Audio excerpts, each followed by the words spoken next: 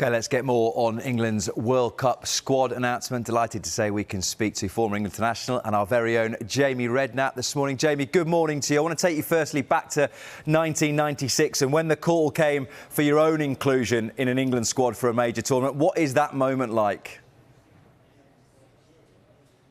I found out, I think it was from Roy Evans at the time, but we used to find out your England squads in those days by teletext or CFAX. So you used to have to put in the 301, I think it was, on there, and the TV would come up. It's a different world now. These guys get it via email and WhatsApp groups. So it's a totally different thing. But it felt a little bit old-fashioned when you hear the likes of James Maddison. He got the phone call through and he's with Brendan Rodgers, his manager. And I had a little text exchange with James yesterday, and he just said he's so excited, he's so happy, and I know that feeling. I've had both sides of it: the jubilation of getting into a squad, and obviously the disappointments of being injured and missing out on a squad, a little bit like Reece James has. And I feel terribly for him, and obviously for players like James Ward-Prowse that's had a really good season, Ivan Toney.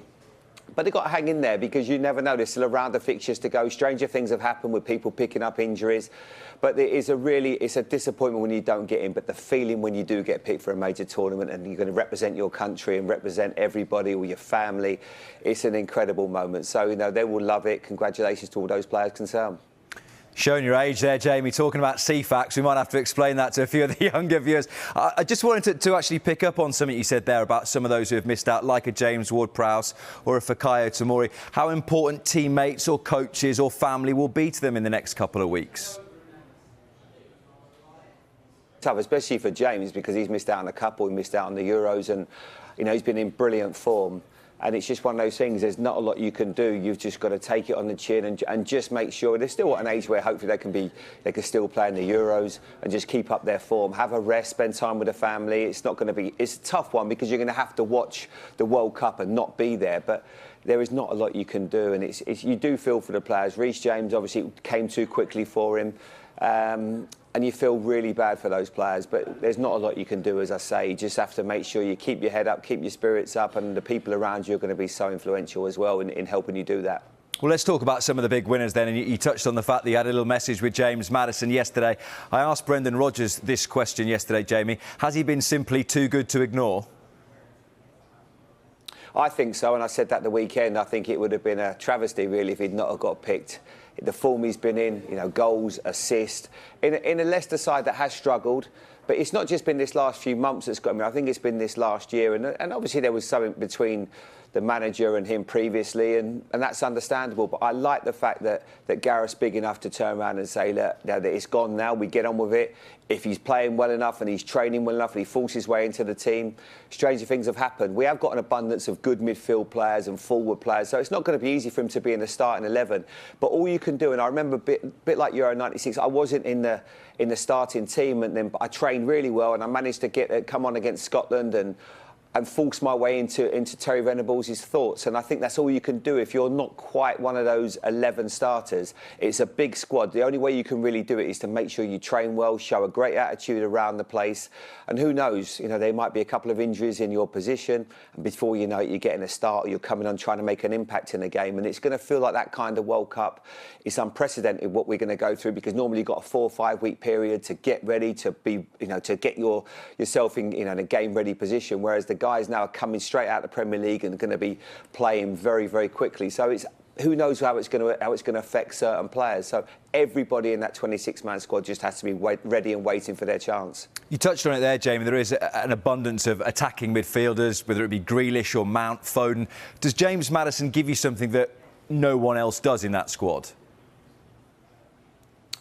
Yeah, we have got players a bit like him. I look at Phil Foden, and everyone talks of him as a forward player who's been picked in that department. I think if you ask Phil himself, I think he'd rather play midfield in that number 10 role. And you have Mason Mount, Phil Foden, James Maddison. They're the players that, what I would say, can receive it on the half turn. They're like that's a Paul Scholes, Paul Gascoigne. Someone wants to drive with a ball and do something different.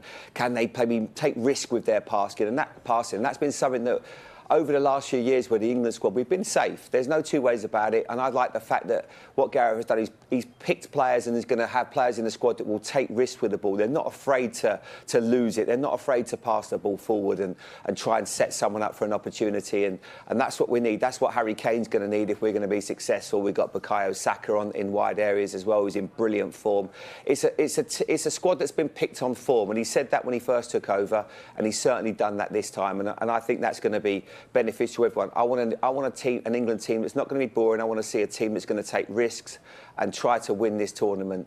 And I think we have certainly got that in abundance. And defensively, it's not quite so easy when you're trying to pick your best back four, back three. More problems than answers. But I think certainly going forward, and we have I would call a generational midfield player in Jude Bellingham that we should be building this team around for many years to come. He's one of the best I've seen in an awful long time. So comfortable in every single department. Left foot, right foot. He can head it. He can shoot. He can dribble.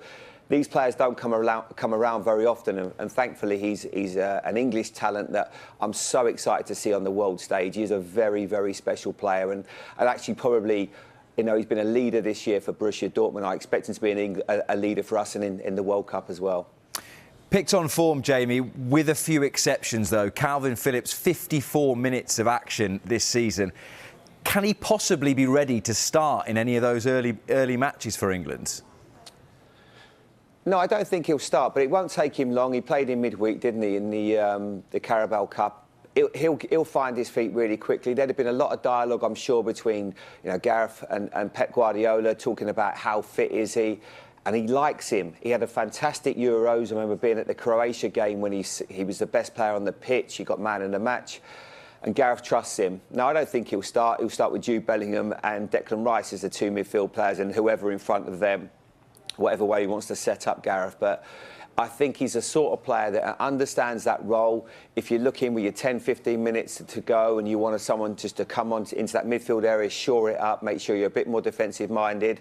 Fantastic. A beautiful passer of the ball, I would call him. He strikes the ball lovely. So I'm not surprised he picked him. Of course, if you are James Ward-Prowse, you might be a bit disappointed because you played every single minute for your team and you see somebody that's just going to come in from nowhere, really, and get picked ahead of you.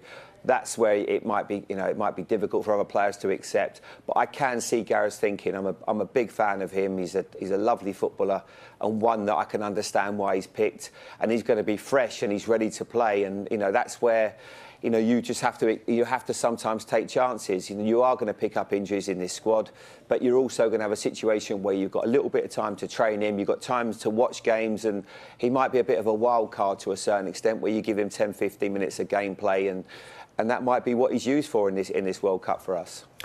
And another man who definitely puts a big tick in that form box, Jamie, is Callum Wilson, who nips in ahead of Ivan Toney and Tammy Abraham.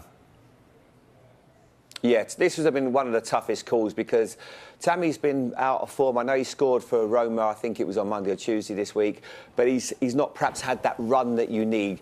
And sometimes when you're it's out of sight, out of mind a little bit. I look at that squad and the one player that we hardly had a mention that I know has done a brilliant job for Jose Mourinho is Chris Smalling as well at the back, who's probably been as good as any defender that we've seen this season. But because of, previously not probably been in good form for Man United, not for England, but he's unlucky. Tomori's unlucky. So sometimes you have to pick these players. But for Callum Wilson, I think it was a straight shootout really with Ivan Toney, and both of them are good players. They have their own, their ticks that they in the box. I think Ivan Toney, brilliant penalty taker, fantastic scorer, good in the box, has improved beyond all recognition. I think what probably goes for Callum Wilson is the form that he's been in, obviously for Newcastle, the goal threat.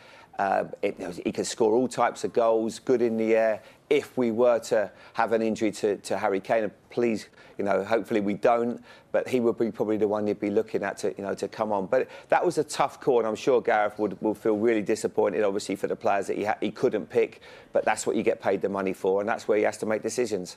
Jamie, great to speak to you this morning. Enjoy the rest of your day. Anytime. Thanks, guys.